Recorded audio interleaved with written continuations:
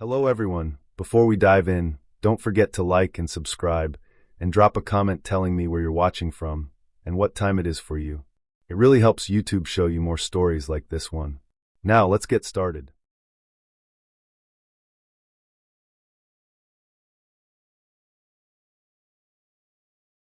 I went up to Mount Hood thinking it would be an easy late-season hike. I had done sections of the Timberline Trail before, and October usually felt quiet but manageable if the weather held. That day, October 14th, 2021, started out fine. Cold, but nothing extreme. The sky was low and gray, the kind of gray that presses down on you without doing much else. I parked, checked my pack, and told myself I had enough daylight to finish the stretch I planned. That was the first mistake. The trail was damp from days of light rain. Not enough to flood anything, just enough to keep everything slick and dark. Fallen needles stuck to my boots. The air smelled like wet bark and cold dirt. My breath stayed visible longer than it should have for mid-afternoon, but I ignored that too. I had a headlamp in my pack. I always did. I just didn't expect to need it so early. By the time I crossed Newton Creek, the light had already started to drain out of the forest. The creek was louder than usual, swollen and fast, and it made everything else harder to hear. I remember stopping on the far side, tightening my straps, and checking the time. Around 5:40 p.m. The sun was gone behind the mountain, and the drizzle had picked up into something steadier. Not rain exactly, not snow either. Just cold water that soaked into everything slowly. I kept moving, mostly to stay warm. The trail narrowed, and the trees grew closer together. My boots squished when I stepped. I could feel the temperature sliding down toward freezing, the kind of cold that creeps instead of hits. That was when I heard the whistling. At first it blended into the wind and the creek. I didn't even register it as whistling right away. Then it repeated. 3 notes, spaced evenly, rising and falling in a way that felt deliberate. It wasn't birds. It wasn't wind through branches. It had structure. I slowed down, trying to pinpoint it. Somewhere ahead of me, maybe off to the left. I assumed it was another hiker. People use whistles out there sometimes, especially when it gets dark. Maybe someone was trying to locate a friend, or just letting wildlife know they were around. It didn't feel threatening at first. It felt normal enough that I answered back once, a short whistle of my own. Not loud, just enough to say I was there. The response came almost right away, and it came from behind me. That was when I stopped walking. The forest felt like it closed in all at once. The drizzle hit my face harder now that I wasn't moving. I stood there listening. My heart started to pound, fast and shallow, and I hated how loud my breathing sounded inside my jacket. I told myself sound travels weird in the woods. Echoes, slopes, creek noise. There were plenty of ways I could be wrong about direction. The whistling stopped. Complete silence except for the rain and the distant rush of water. I waited longer than felt comfortable, long enough for my legs to start to ache from standing still. Then it started again. This time it was closer, and it was not on the trail. It came from my right, deeper in the trees, where the ground dropped off and the underbrush thickened. The same 3 notes, same rhythm, but wrong somehow. Flat, like someone copying a sound they didn't really understand. I turned my headlamp on then. The beam cut through wet branches and fog, showing nothing but trunks and ferns and darkness beyond that. I started walking faster. Not running, but enough that my steps came quicker, more deliberate. The trail curved, and the whistling followed the curve without ever crossing into my light. It stayed parallel, always just out of view. When I sped up, it sped up too. The timing matched my pace in a way that made my skin crawl. My thoughts went scattered. I kept trying to reason it out. A lost hiker. Someone confused. Someone trying to keep themselves calm. That made sense. That was better than the other options. I told myself I should stop and make noise, make myself known clearly, but something in my gut refused. Every instinct said keep moving. The cold started to bite harder.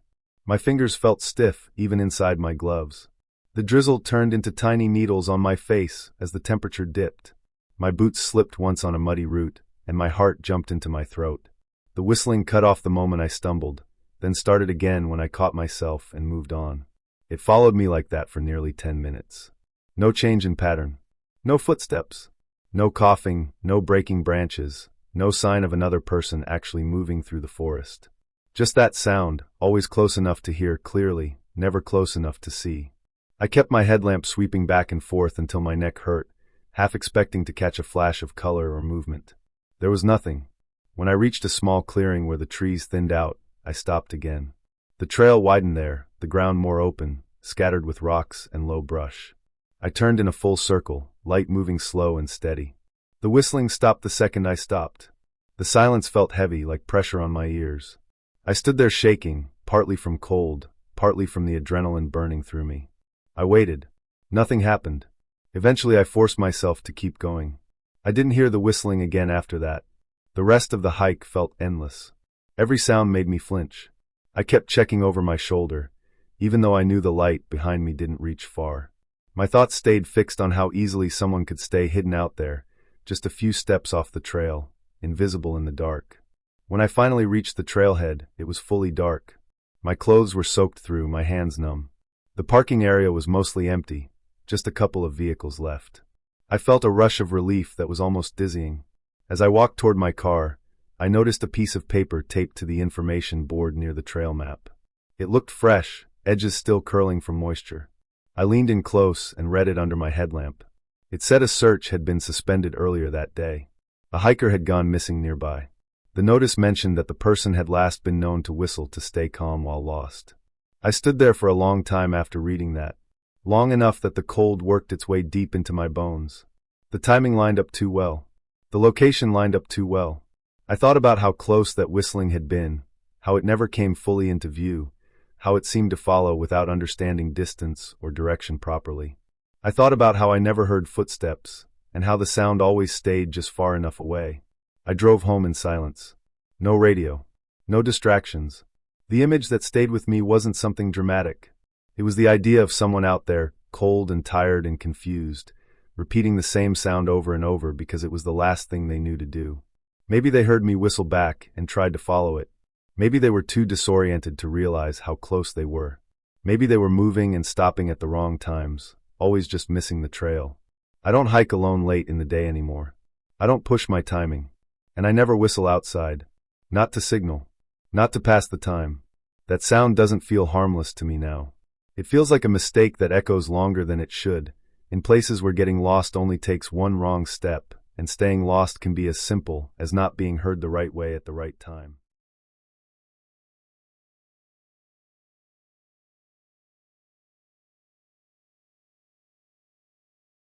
I went to Big Bend alone because I needed quiet, and because I trusted places more than people at that point in my life. It was early February, still cold in the mornings, and the park felt empty in a way that made sense to me. Fewer visitors, clear skies, sharp air that made every breath feel earned. I parked while it was still dim, my headlights cutting across the gravel lot. The wind pushed against the car when I opened the door, dry and cold, carrying dust and the smell of stone. The trail register sat in its metal box near the start of the Lost Mine Trail. I remember my fingers being stiff as I opened it.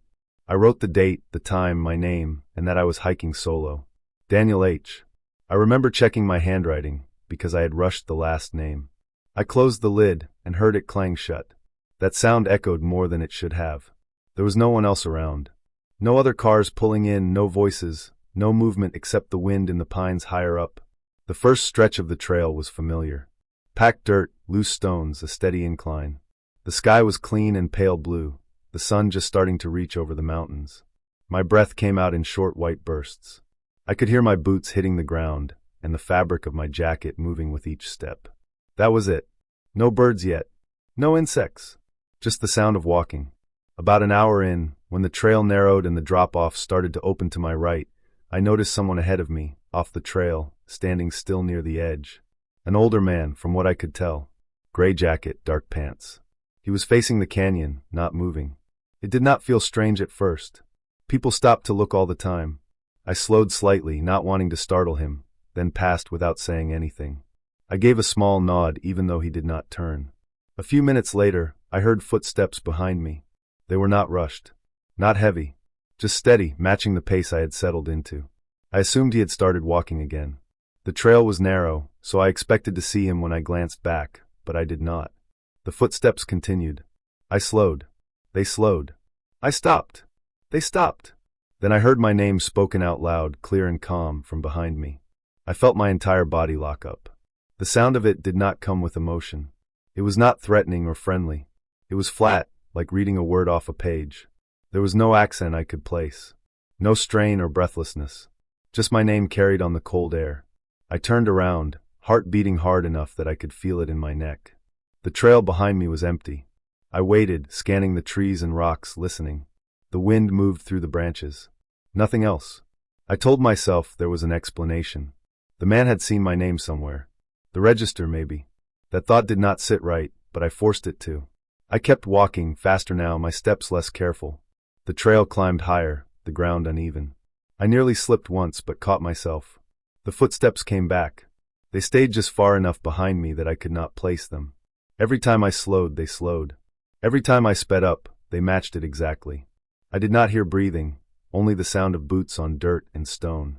And every so often, spaced out by minutes, my name again. Always the same tone. Always from behind. Never closer, never farther. I did not look back again. I focused on the trail markers, on the rhythm of my steps, on the burn in my calves. The higher I climbed, the more exposed the trail became. There were sections where there was nowhere to hide, nowhere someone could step off without being seen. Still, I never saw anyone behind me. When I reached the summit overlook, the space opened wide. The view stretched out across the desert, layers of mountains fading into the distance. The wind was stronger there, loud in my ears. I stood near the railing, bent forward with my hands on my knees, trying to catch my breath. I listened. There were no footsteps. No voice. I was alone. I stayed there longer than I planned, waiting for something to happen. Nothing did. No one came up behind me. No one passed me. Eventually, the cold pushed me to turn back. The hike down was tense but quiet. I watched every turn in the trail, every cluster of rocks. I listened for any sound that did not belong to me. There was nothing. By the time I reached the lower section, the sun was higher and the air warmer. Other hikers appeared, small groups, couples. Normal sounds returned. Laughter, talking, the scrape of boots. When I reached the trailhead in the afternoon, I went straight to the register. I opened the lid and flipped through the pages until I found the date. My name was not there. The line where I had written Daniel H. was blank. The paper was clean, unmarked, like no one had ever written on it. Every other entry from that morning was still there. Names above and below where mine should have been. Times. Notes about destinations. My entry was the only one missing. I stood there longer than I should have, reading and rereading the page. I checked the next page and the one before, thinking I might have been mistaken. I was not. The handwriting around the empty line was the same as I remembered. The ink was the same, just not mine. I drove out of the park in silence. I did not turn on the radio. I kept thinking about the sound of my name and how flat it had been, how it had not needed a response. Weeks later, I called the park office. I asked about trail registers. I asked if names ever went missing. The answer was simple. The pages are not removed during the day. No one edits them. They are collected later, archived. If a name is gone, it means someone erased it or tore it out. I thought about the older man standing off the trail, not moving. I thought about how he had not turned when I passed. I thought about the footsteps that stayed perfectly in sync with mine, never gaining, never falling back. What stays with me is not fear in the moment. It is the idea that someone had been close enough to know my name, patient enough to follow me without being seen, and deliberate enough to remove proof that I had been there at all. It means whatever happened was planned. It means the voice was not a mistake or confusion. It was confirmation. I do not hike alone anymore. And when I sign my name anywhere now, I watch the page longer than I need to, as if it might change once I look away.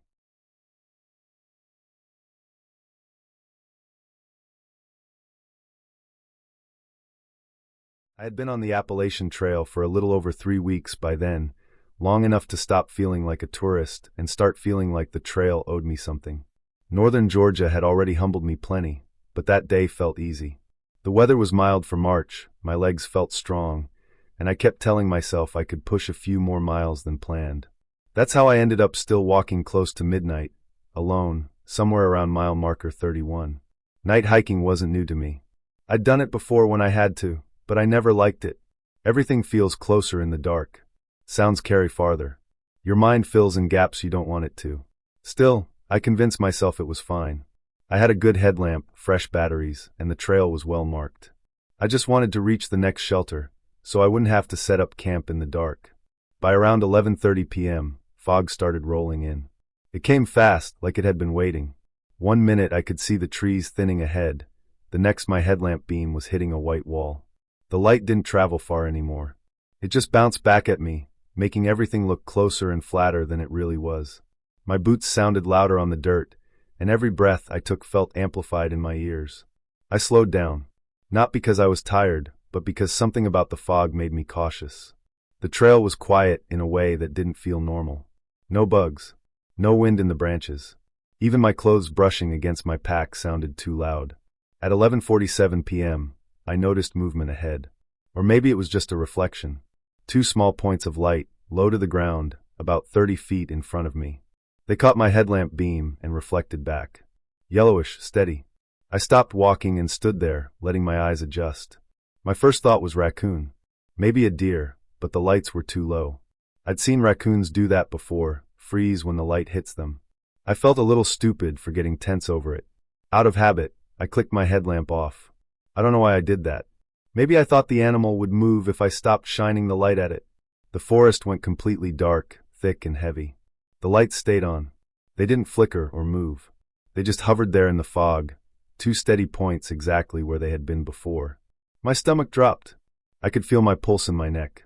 I stood there longer than I should have, holding my breath, staring into the dark. Then I clicked my headlamp back on. The lights were gone. The fog looked empty again, just trees and brush and the faint curve of the trail. I told myself the angle changed, that whatever it was turned its head or moved off the trail. I tried to calm down, but my hands were shaking. That's when I noticed something else. The fog ahead of me wasn't uniform anymore. There was a darker shape inside it, higher than where the lights had been. Not sharp or clear, just a vertical mass where the fog seemed thicker. It didn't move fast. It shifted slowly, like weight being transferred from one foot to another. Then I heard breathing. It wasn't loud. It wasn't aggressive. It was steady and controlled, slow in and slow out, like someone standing still and trying not to be noticed. It didn't sound like an animal. I'd heard animals breathe before, heard deer snort and bears huff. This was different. Too even. Too intentional. I took a step back. My boot slid on a rock and I stumbled, catching myself on my trekking pole. My pack swung and clipped a dead branch. It snapped clean, sharp and loud in the silence. The breathing stopped instantly. Not faded. Not moved away. Just stopped, like someone holding their breath. That scared me more than the breathing itself. I stood there, frozen, listening so hard my ears rang. The fog didn't move. The shape didn't move. I couldn't hear anything at all, not even my own breathing anymore. I turned and started walking back the way I came, slow at first, trying not to make noise. After 10 steps, I turned it into a jog. After 20, I was running. I didn't hear anything behind me at first. Just my boots hitting the trail, my pack bouncing, my breath coming out ragged. Then I heard footsteps. They weren't crashing through brush. They weren't sprinting. They matched my pace, staying just far enough back that I couldn't hear detail, only rhythm. Step for step, steady and controlled, like whoever or whatever it was didn't need to rush. Every time I slowed, the footsteps slowed. Every time I sped up, they sped up. They stayed hidden in the fog, never getting closer, never falling back. I didn't look behind me. I kept my head forward, following the faint white blazes like they were the only real thing left in the world. My legs burned. My lungs felt like they were tearing. I didn't stop. When I finally saw the shelter through the trees, I almost cried. I burst out of the fog and onto the clearing, stumbling into the wooden structure like a drunk. I didn't hear the footsteps follow me out. I didn't hear anything at all once I crossed into the open space. I stayed inside the shelter the rest of the night. I didn't sleep. I sat with my back against the wall, headlamp on, knife in my hand, listening. Nothing came out of the fog. No footsteps. No breathing. Just the normal sounds of the forest slowly returning as the night went on. At sunrise, I felt stupid again. Exhausted, jumpy, embarrassed by my own fear. Daylight has a way of shrinking things. I told myself it had been another hiker messing with me, or a trick of the fog and my tired brain. I packed up and walked back toward where it had happened. The fog was gone. The trail was clear. I checked the ground carefully, scanning for footprints, broken branches, anything. There was nothing. No tracks off the trail. No disturbed leaves. No signs of an animal bed or campsite. The snapped branch from my pack was still there, clean and fresh, exactly where it should have been. When I went to turn my headlamp off, I noticed it wouldn't respond. I tapped the button again. Nothing. I opened the battery compartment. The batteries were drained completely, corroded slightly, like they'd been used for weeks. I knew they were full the night before. I'd checked. I always checked. I hiked out that day and didn't night hike again for the rest of the trail. I don't tell people this story often because I don't have an answer that sounds good. I don't think it was a ghost or anything like that. I don't think it was something unreal. I think it was a person who knew the trail better than I did, someone who stayed hidden and quiet and didn't need light to move through the woods. Someone who watched me decide to hike alone at night and took advantage of it. What scares me is not that something chased me. What scares me is how controlled it was. How it stayed just out of sight. How it stopped breathing when I made noise. How it never followed me into the open. And how, in all that darkness and fog, it knew exactly where I was the whole time.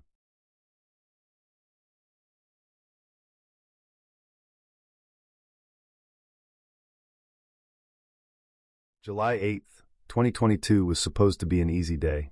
I remember that clearly because I planned it that way. I woke up before sunrise in Estes Park, checked the weather twice, and looked at the satellite map one more time, even though I already knew the trail by heart. The Ute Trail is not remote wilderness in the way people imagine danger. It is open, wide, well-marked, and popular. It gains elevation fast, but it is straightforward. I had done it before. I was alone, but I wanted to be alone. That was the point. It had snowed lightly overnight. Not enough to cause concern, not enough to hide rocks or roots, just a thin layer that dusted the ground and the tops of logs and the edges of the trail. By morning the sky was clear, sharp blue, the kind of visibility where you can see individual trees on far ridges. The temperature was cool but comfortable. Perfect conditions. I parked at the trailhead a little after 8 a.m. There were a few other cars there, which was normal. I didn't linger.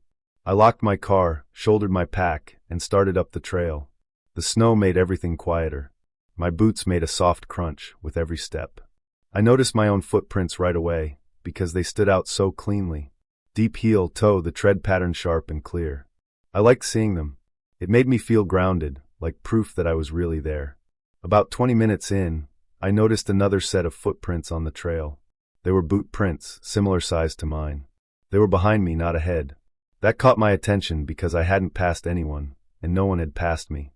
I assumed they came from someone who started before me and turned around. That happens all the time. Weather, altitude, bad knees. I didn't think much of it. I kept hiking. As the trail climbed, the forest thinned. The wind picked up, steady but not strong. I stopped once to drink water and looked back down the valley.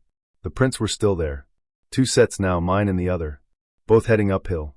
That didn't make sense anymore, but I still didn't feel worried. I told myself the snow must be hiding older prints and making them look fresher than they were. Another half hour passed.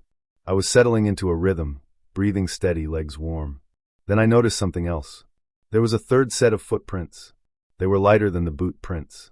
Not as deep. At first I thought they were animal tracks, maybe a deer crossing the trail, but they weren't shaped like hooves. They were long and narrow. Human feet. I stopped walking and stared at them. They weren't on the trail the way the boot prints were. They wandered. They crossed the trail at odd angles, then followed along the edge, then cut back again. In a few places they stopped right next to my boot prints, close enough that I could see the shape clearly. 5 toes. A heel. No shoe tread. No pattern. Bare feet. I stood there longer than I should have, trying to explain it. Some people hike barefoot. I had seen videos. It's rare, but not impossible. Still, it didn't sit right. The ground was cold. The rocks were sharp. And the prints didn't move with purpose. They looped. They circled small patches of snow like someone pacing. I looked ahead. The trail was empty. I looked behind me. No movement. No sound except wind and my own breathing. I started walking again, slower now. I watched the ground more than the view.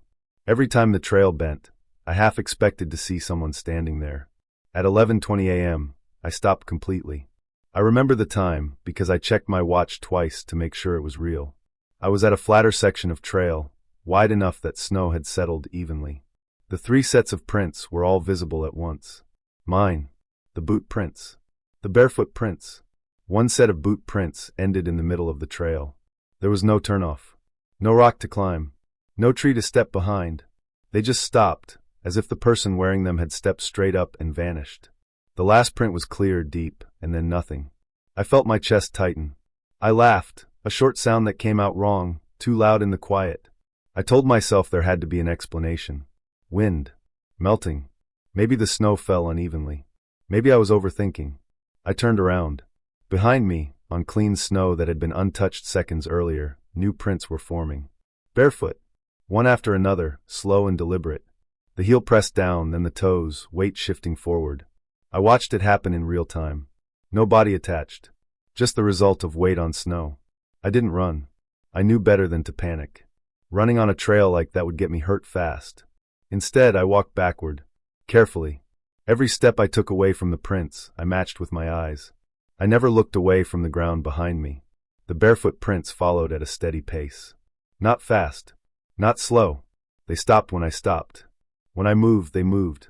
Sometimes they drifted to the side, circling my boot prints the way they had earlier, like curiosity. My legs burned. My calves cramped from walking downhill backward. I didn't care. I focused on keeping my balance, on not slipping, on not breaking eye contact with the snow. The wind picked up more as I descended. Clouds began to form over the peaks, thin and high. Hours passed like that. Or maybe it was minutes. Time stretched and compressed until it lost meaning. I never saw anyone. No hiker came around a bend. No voice called out. No sound of footsteps other than my own. When I finally reached the trailhead, my shoulders were shaking from tension. The parking lot came into view, gray asphalt against white snow. My car stood where I left it. I backed up the last few yards until my calves hit the bumper. I stopped. The barefoot prints ended right there. Toes pointed toward my car. No prints beyond that. No sign of where they came from or where they went. I stood frozen, keys in my hand, staring at the ground. After a long moment, I unlocked the car, got in, and shut the door. I didn't look down again. I drove away without stopping. I didn't go back that summer. I didn't tell anyone right away. I knew how it would sound. I still know. What stays with me is not fear in the usual sense. It is the detail, the clarity of the prints, the way they formed with weight and intent, the way one set of boot prints ended, as if the person wearing them simply left the ground. Someone else was on that trail with me. Not something unreal. Not something imagined. Someone who left marks in the snow, followed me for hours, and stopped only when I reached my car. I don't hike alone anymore.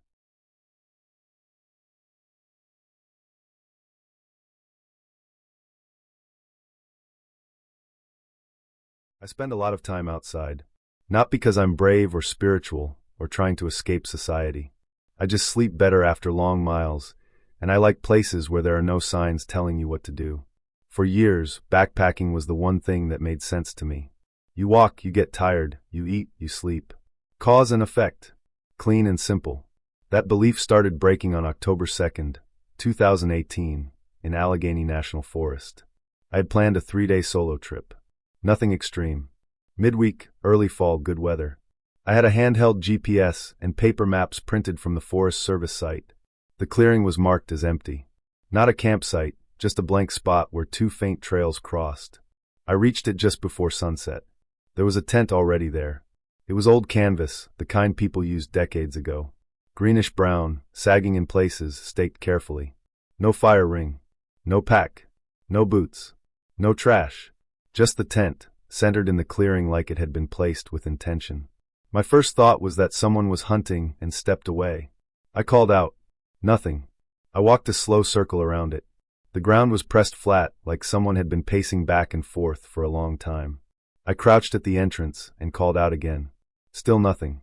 I shouldn't have gone inside. I know that now.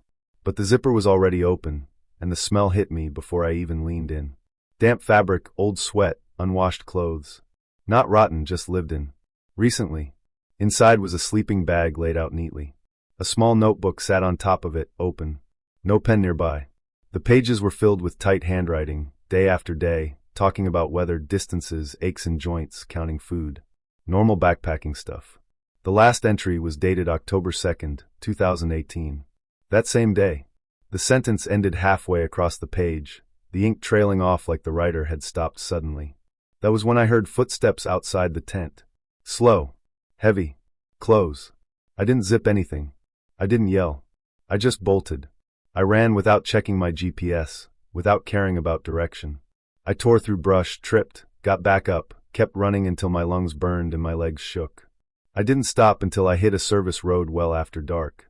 The ranger station was quiet. One ranger on duty. I told him everything. He pulled out a binder and checked the area. He told me there hadn't been an authorized campsite there since 1996. A man went missing that year. Solo hiker. Never found. His journal was never recovered. I drove home that night. When I unpacked days later, the notebook was in my pack. I don't remember taking it. I still have it. I stopped writing trips down after that. I took time off after that, but I didn't quit. I convinced myself it was coincidence and nerves. 2 years later, August 17th, 2020, I was in the San Juan Mountains in Colorado. Afternoon storm rolled in fast and forced me off the ridge. Around 3:30 p.m., thunder close enough to feel in my chest. I ducked into a stand of aspens to wait it out. That's when I heard screaming. High-pitched. Desperate. Not wind. Not an animal. Human pain layered on top of itself like several people crying at once. I moved without thinking. I followed it downhill, heart racing, telling myself someone was hurt and needed help. The sound led me to a single dead tree, split straight down the middle by lightning. The screaming came from it, from the wood itself. It echoed through the trunk, vibrating the air. I stood there shaking. The storm moved away. The screaming didn't fade. When I touched the bark, the sound stopped instantly. Silence so sharp it made my ears ring. That night, I camped miles away. I woke up sometime before dawn to the same sound, right next to my head. I sat up screaming, hands flailing. Nothing there. Morning light showed my right hand blistered and blackened like I'd burned it badly. I hadn't touched a stove or fire. The skin took months to heal. I started carrying a camera after that. Proof. Something solid. November 11th, 2021, Zion National Park. Angel's Landing. Off-season. Almost empty. I climbed slowly, stopping often to take photos. Selfies. Canyon shots. Nothing fancy. At the summit, I sat down and flipped through them. In the first photo, it was just me and the trail. In the second, a man stood far behind me. In the third, he was closer. Same clothes. Doc jacket. Same blank face. No emotion. I didn't remember passing him. I didn't remember hearing him. The last photo was an accident, angled at the ground.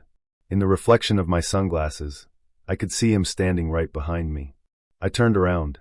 No one there. The trail was empty. When I got home, every photo except the first was corrupted. Files unreadable. I stopped carrying the camera. June 6, 2017, before all of this, I thought I had just gotten turned around in Redwood State Park. Cathedral Trees Trail. A simple 3-mile loop. Noon. Clear day. After an hour, I passed the same fallen log. Same scratch marks. Same gum wrapper pressed into the dirt. I checked my watch. 5 minutes had passed. I kept walking. The loop repeated 4 times. My phone showed different times each pass. None of them made sense. On the 5th loop, I stopped and screamed out of frustration and fear. Something screamed back. Perfectly. My voice. Same cracks, same breath pattern. I ran straight off trail. I didn't care about rules. I didn't stop until I hit the road. A ranger later told me I'd been missing for nearly 6 hours. The last time was September 28, 2019 in Denali. I found an emergency locator beacon blinking in the tundra. Fresh. Active. I radioed it in. Dispatch said no beacon was registered in that area. Then my radio crackled with my own voice, saying, "Help me, I'm right behind you." The beacon stopped blinking. I left it there. 2 days later, a ranger asked me why I'd activated my beacon and abandoned it. I don't own one. I don't backpack anymore. I don't hike alone. I don't go where there's no signal. I still wake up sometimes smelling damp canvas or hearing screams cut off mid-sound. I checked every permit record I could find. Names repeat. Dates overlap.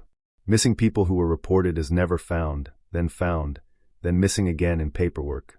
The notebook from Allegheny ends mid-sentence because the rest of the pages are blank. Except sometimes, when I open it after a trip I didn't plan, there's a new line written in handwriting that looks close enough to mine to scare me.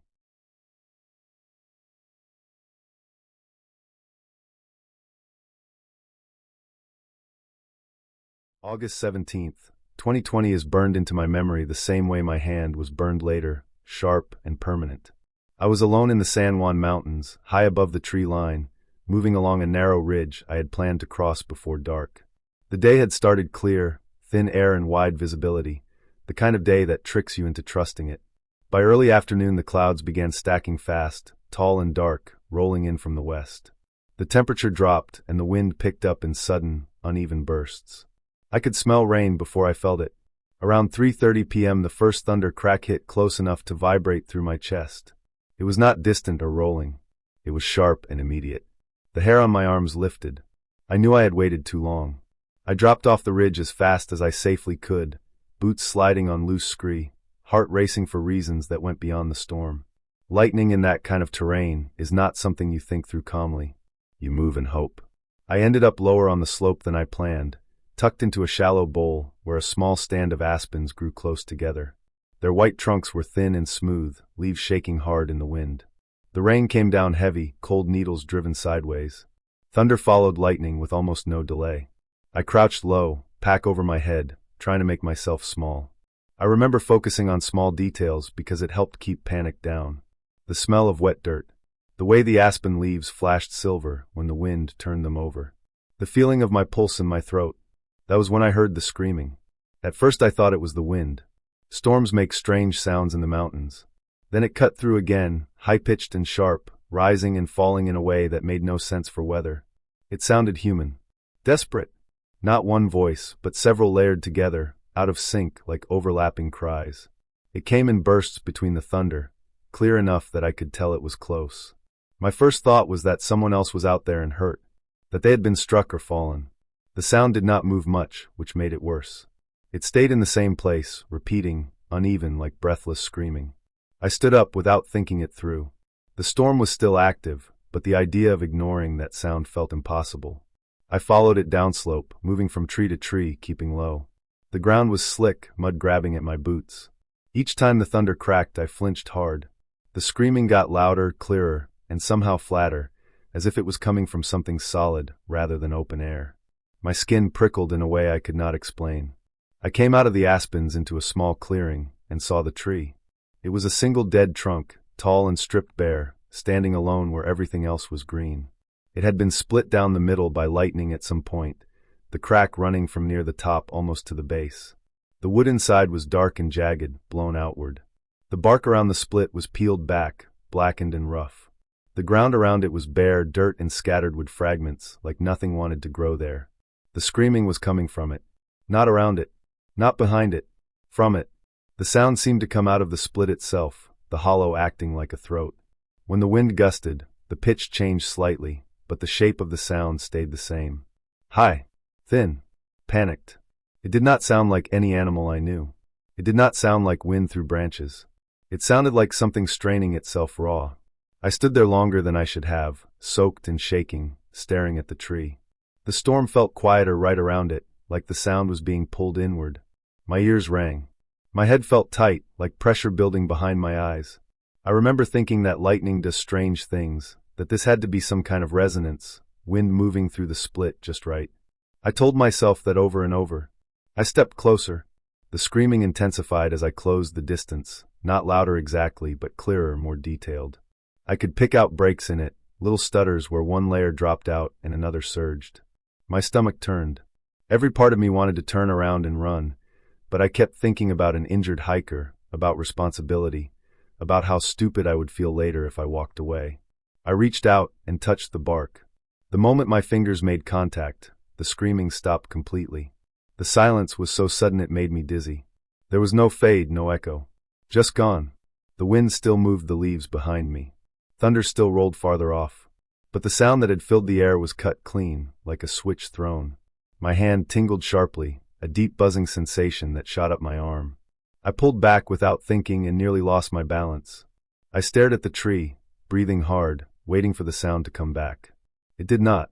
The split trunk stood there empty and dead, just a damaged tree in a storm. My hand throbbed, heat building under the skin, but there was no obvious injury yet. I told myself it had been static or nerves or cold. I told myself a lot of things. The storm began to move off not long after, the thunder spreading out, the rain easing. I did not stay there. I put distance between myself and that clearing as fast as I could manage, heart still racing, mind stuck replaying the sound. By early evening I had my tent set up farther down the slope, in a spot I had used before, sheltered and familiar. I ate without tasting anything. I checked my weather again and again. I kept flexing my fingers, trying to ignore the deep ache in my hand. I fell asleep hard, exhaustion winning out over fear. Sometime in the night, I woke up to screaming. It was right next to my head. The sound was muted by fabric, distorted, but unmistakable. The same high, layered screaming, close enough that it felt like it was inside the tent with me. My eyes snapped open, and my whole body locked. I could hear my own breathing, fast and shallow. The tent walls were inches from my face. The forest outside was dark and still. There was no storm then, no wind strong enough to make noise. The screaming lasted longer this time. It rose and fell, uneven, pressing in on my skull. I did not move. I did not reach for anything. I lay there until it stopped on its own, cutting off just as suddenly as before. After that there was only the normal night sounds, distant and calm. I did not sleep again. When the sun came up, I packed fast and sloppy. My hand hurt badly now. The skin across my palm and fingers was blistered and darkened, patches of black and deep red like a burn. The pain was deep, not sharp, and my grip was weak. I took photos because that is what you do when something does not make sense and you want proof later. I hiked out as soon as I could, sticking to easier terrain, avoiding ridges. Every sound made me tense. The normal creaks and whistles of the forest felt wrong. When I got signal, I documented everything while it was fresh. Times, locations, weather. I needed it to be real and solid, not something that could slide away in my own head. A few days later, a medical exam confirmed what the injury looked like. It was consistent with an electrical burn, the kind caused by contact with a charged object. The damage went deeper than the surface. Nerves were affected. There was no infection, no chemical exposure. Just electricity. The explanation fit too neatly to be comforting. Later research filled in the rest. Lightning-struck trees can hold residual charge, especially in wet conditions. Wind moving through long vertical splits can create intense, complex sounds, especially in certain atmospheric pressures. Stress, altitude, exhaustion, and fear can do the rest. Auditory hallucinations do not need imagination. They need the right conditions. I never heard screaming trees again. Months later I went back, in daylight, with clear weather and other people nearby. The dead tree was gone. It had fallen at some point, split completely, lying broken and silent on the ground. The clearing was already starting to fill in around it. New growth does that fast. The injury to my hand healed slowly. The skin is still scarred. Some numbness never fully went away. Every time a storm builds fast in the mountains, I remember the sound, and I remember how easily the world can line up in just the wrong way. I do not think the tree was alive. I do not think it meant anything. I think I walked into a moment where physics, weather, and my own limits overlapped, and my body paid the price. I no longer shelter under trees during thunderstorms. I no longer assume that what I hear has a simple source. And I do not touch lightning-struck wood, no matter how dead it looks.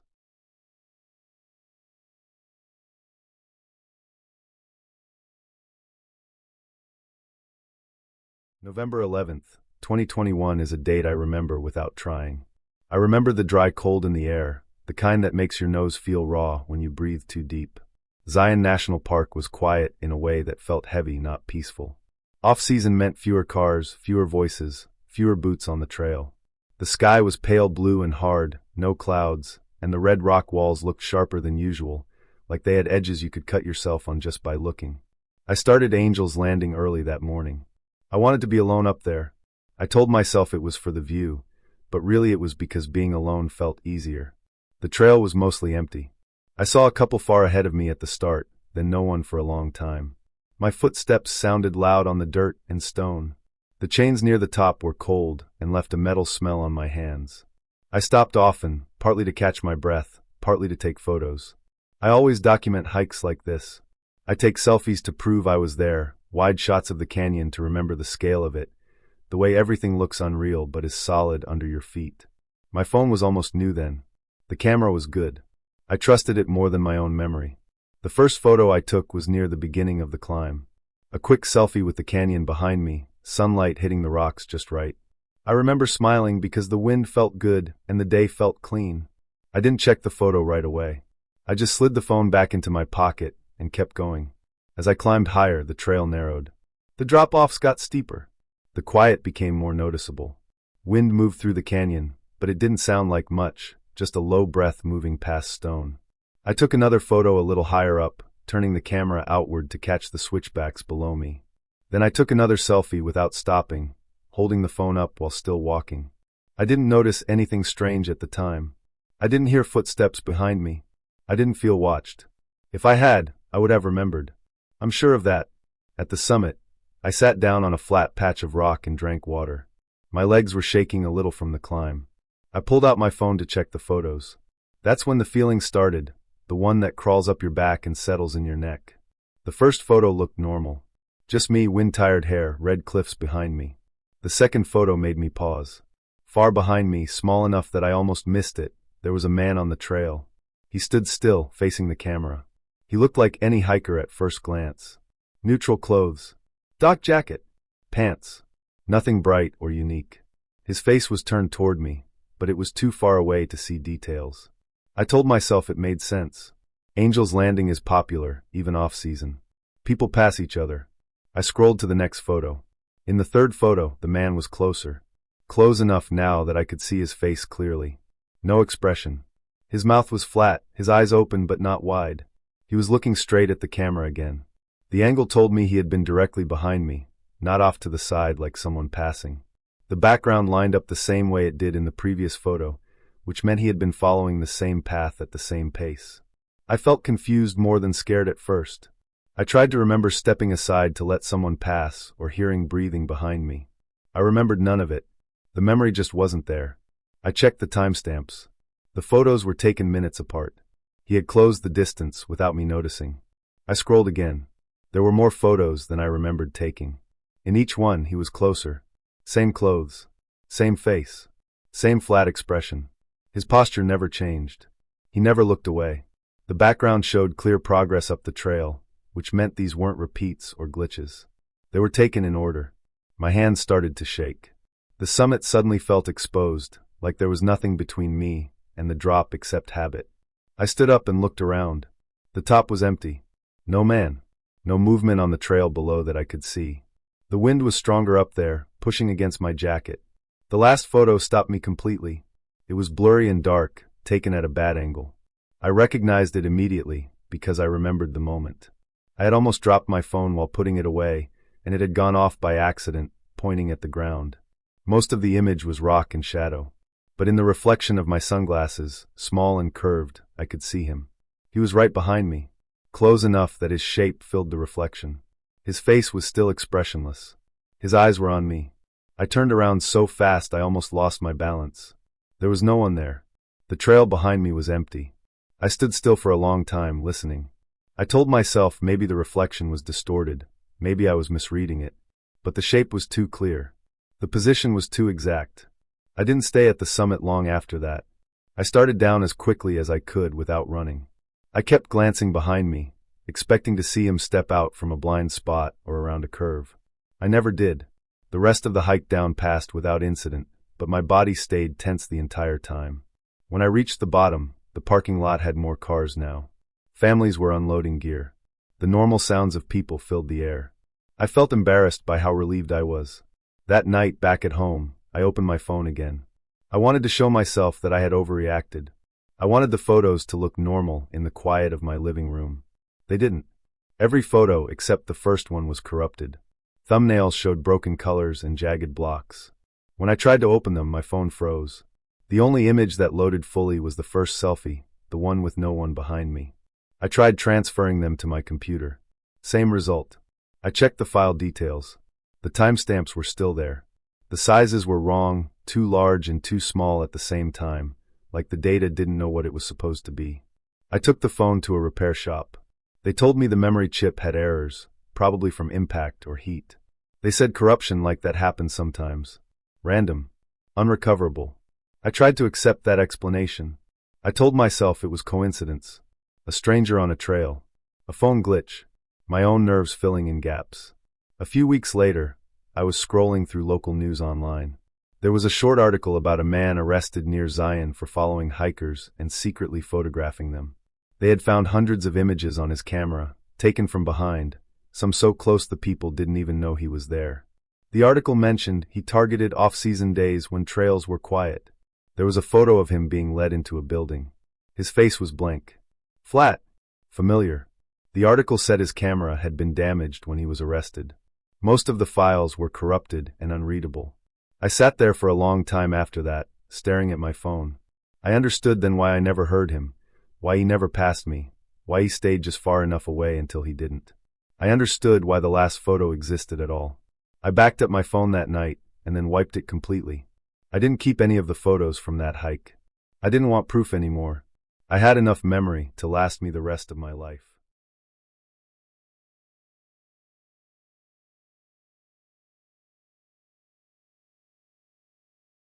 I still remember the exact smell of the forest that day.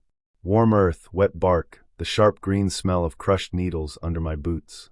It was noon when I stepped onto the Cathedral Trees Trail in Redwood State Park. The sun was high enough to cut clean lines through the fog, and the redwoods stood straight and calm like they always do. I had done that loop before. 3 miles. Easy. Clearly marked.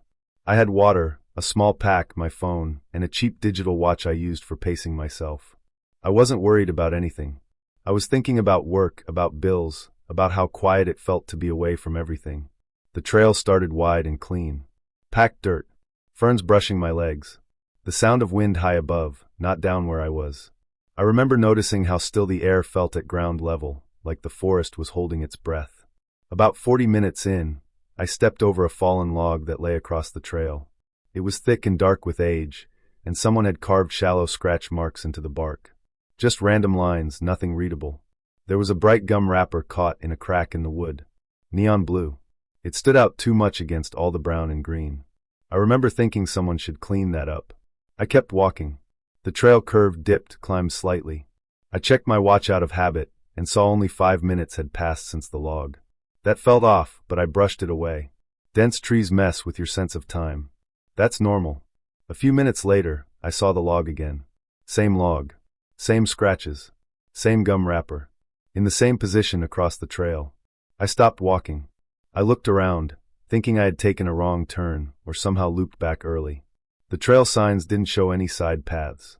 The dirt around the log was undisturbed except for my own boot prints, which I could now see clearly leading up to it. I checked my watch again. 5 minutes had passed since the last time I looked at it. My phone showed a different time than my watch, but only by a minute or two. I told myself electronics drift. I stepped over the log again. The forest felt quieter after that. Not silent, but flat. Like the background noise had been turned down. No birds close by. No insects. Just the faint sound of wind far above. The light felt wrong too. Still bright, but without warmth. When I reached the log for the 3rd time, my stomach tightened. I didn't stop this time. I stepped over it and kept walking faster. My breathing got loud in my ears. My boots felt heavier, like the dirt was softer, grabbing at them. I checked my phone. The time had jumped forward by hours. Then backward when I looked again. The watch showed something else entirely. None of it made sense, and I stopped trusting all of it. On the 4th loop, I knew it was the same loop. The same bend in the trail where the roots made a natural step. The same cluster of ferns shaped like a fan.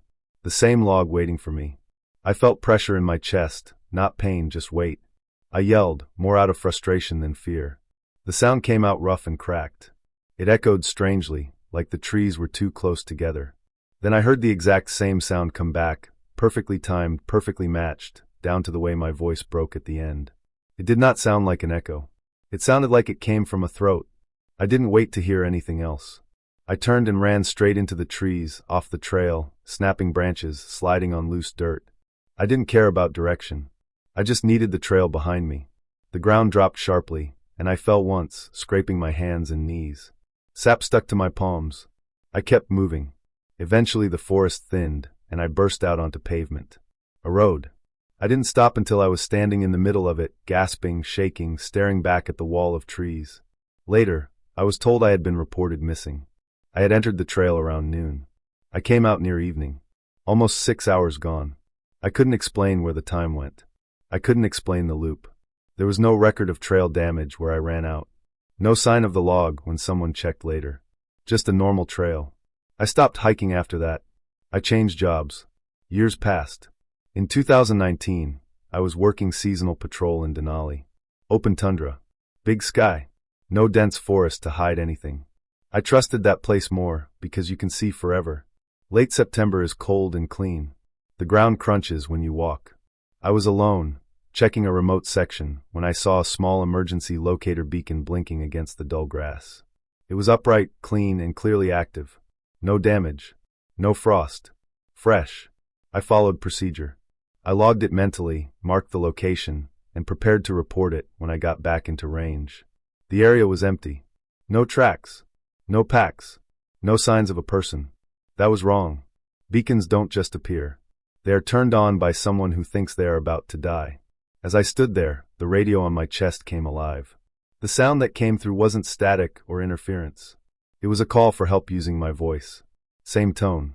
Same rhythm. Same breathing pattern.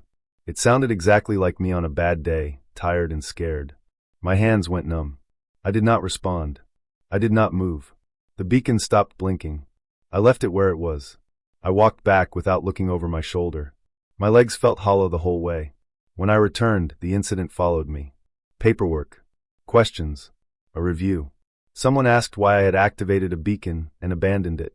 Records showed my identification tied to that signal. I had no explanation. I have never owned a beacon. I never signed one out. There was no reason for my ID to be associated with it, but it was. I left that job too.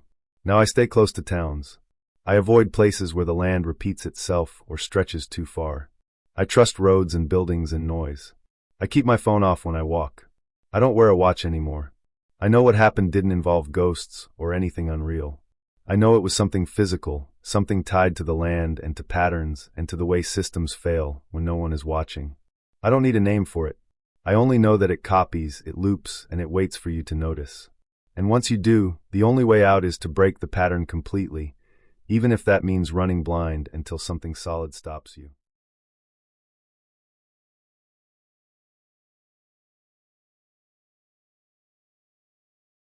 September 28th, 2019 was already late in the season for Denali.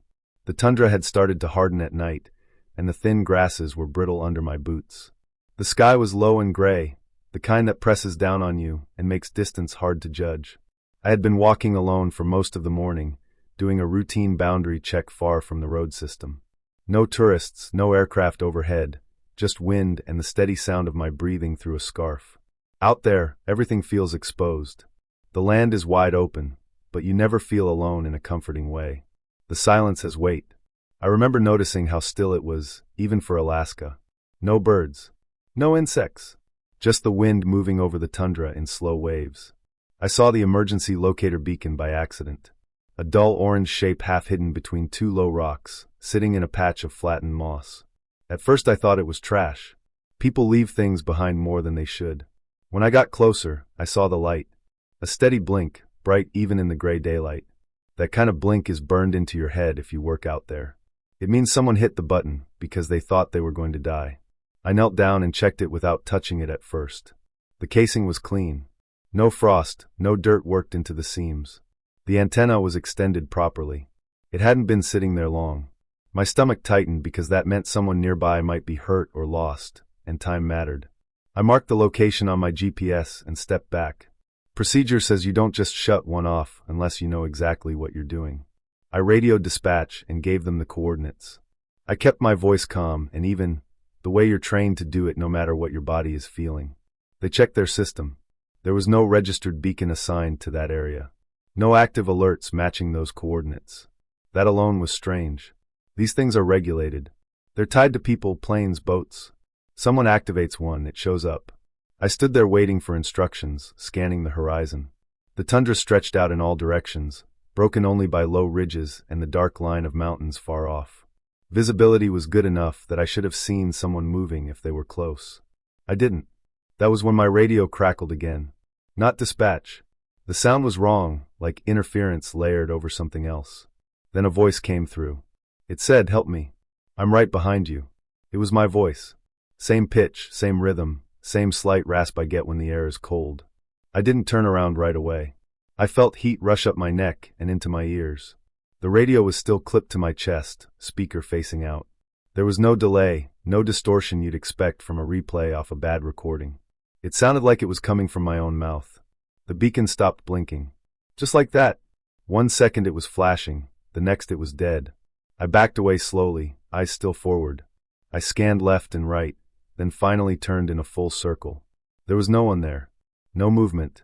No tracks in the moss except my own and the shallow depressions where the beacon sat. I didn't touch it. I didn't shut it off. I left it exactly where it was. I marked the spot again, more carefully this time, and started walking back the way I came. I didn't run. Running out there gets you hurt. But I didn't stop either. Every few steps I looked over my shoulder, expecting to see someone cresting a rise or standing too still against the rocks. Nothing followed me. The radio stayed quiet.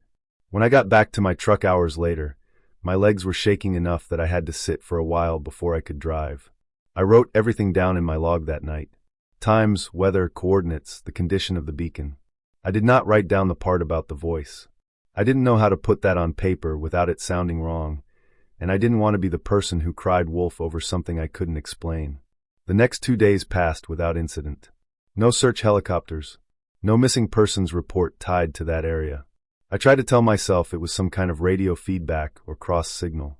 Denali is full of repeaters and dead zones. Weird things happen with radios. That's what I kept telling myself. On the third day, another ranger came by the office looking for me. He had a printed report in his hand. According to it, an emergency beacon registered to my name had been activated, then deactivated, in the exact area I had been working. The timestamp matched when I found the beacon. I don't own an emergency locator beacon. I never have. I had no reason to. My job issues radios and satellite phones when needed. Personal beacons are optional, and I never bought one. An investigation followed, quiet and internal. They checked my gear. They checked purchase records. They checked registration databases. Nothing tied a beacon to me. But the system showed my name anyway, attached to a serial number that did exist. That serial number belonged to a beacon reported stolen months earlier from a supply cache used by seasonal staff. They went back to the site where I found it. The beacon was gone. In its place were faint boot prints leading toward a dry creek bed, prints that hadn't been there before. The tread didn't match my boots. What finally made it make sense was the radio log review. Weeks before that day, during a routine check-in, my transmission had been recorded automatically by a repeater station. Someone had accessed that repeater illegally. They had used my recorded voice and a modified radio to broadcast on my frequency. They had also reprogrammed the stolen beacon with my information, either as a mistake or on purpose. The conclusion was simple and ugly. Someone was operating illegally in the park. A poacher or an unlicensed guide, maybe both. They needed a distraction or a test. They wanted to see how fast response would be, or whether anyone would come. When I showed up instead of a helicopter, they shut the beacon off and moved on. The voice was meant to confuse, maybe to make me turn around, maybe to slow me down. They never found the person who did it, but they tightened access to the repeater stations and changed procedures after that. New encryption. New checks. I still think about the timing, about how close that voice sounded, about how easily I could have turned around and stepped off the safe ground into something I couldn't see. Out there, realism doesn't make things less frightening. It makes them worse, because it means someone was close enough to plan it, patient enough to wait, and smart enough to leave almost nothing behind. I don't walk alone in that area anymore. And every time my radio crackles, I listen very carefully, because I know now how little it takes for your own voice to stop sounding like it belongs to you.